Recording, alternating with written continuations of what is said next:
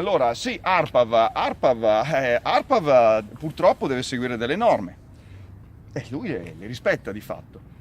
Purtroppo moltissime molecole, brevetti fatti dalla Miteni, molecole di fatto, e attenzione, per fare quella molecola abbiamo dei sottoprodotti, abbiamo quantità di rifiuti, abbiamo quant'altro.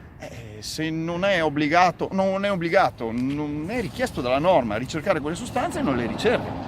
Però è assurdo, voi venite, che non si cerchino alcune sostanze che vengono prodotte. Ripeto, ogni sostanza ha un limite, ogni sostanza.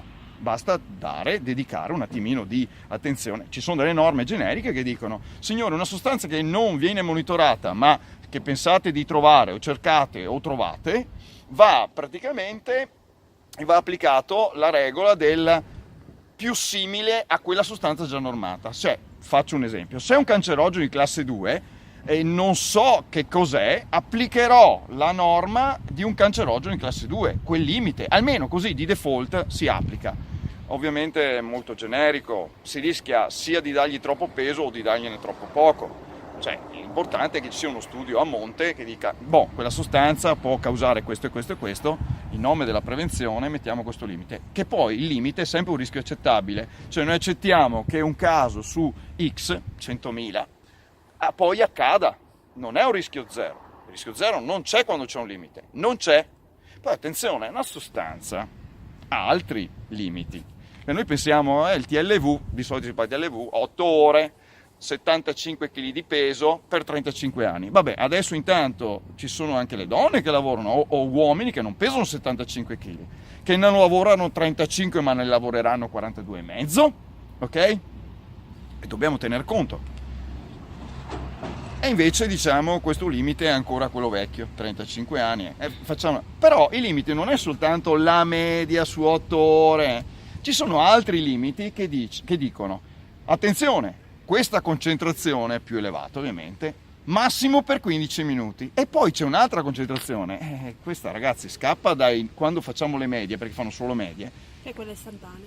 C'è quella di picco che non deve essere mai toccata. Cioè io potrei avere il picco e poi zero, avere quindi una media bassissima, ma aver superato quel limite. Lo comprendete questo?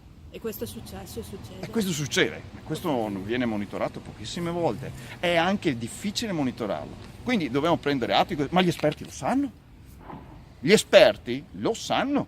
Questi non sono ancora stati toccati. Queste cose non sono state giudicate, pesate, eppure esistono. Quindi voglio dire, quello che si è fatto quindi qui per la PM. L'ufficiale di polizia giudiziaria di cui parlavi prima, che comunque all'interno dell'ARPAV ha le mani legate in un certo senso. Sì, poi questi ufficiali di polizia giudiziaria, che io stimo tantissimo e so cosa fanno e come lo fanno, perché ho lavorato anch'io per decenni con questo modus operandi, sono degli ufficiali di polizia giudiziaria che, a differenza dei carabinieri di polizia, hanno dei capi, dei direttori che molte volte non sono ufficiali di polizia giudiziaria, sì, sono tenuti a segreto istruttorio, ma non sono ufficiali di polizia giudiziaria. I reati contestati li segnala l'ufficiale di polizia giudiziaria. Ripeto, però non sono indipendenti dalla struttura, sono inglobati, quindi è una situazione anche un po' strana, io direi. Non è facile, anche se stimo alcuni direttori, alcuni capi che ho ritenuto capaci però, quindi il cittadino ripeto, può essere tutelato solo dalle procure in questo caso? Sì, ma sono gli ufficiali di polizia. Una volta saltati gli ufficiali, saltati i tecnici per l'ambiente, saltato tutto, cioè non c'è nessun altro che riesce dal punto di vista tecnico a dimostrare o accorgerci che c'è un inquinamento.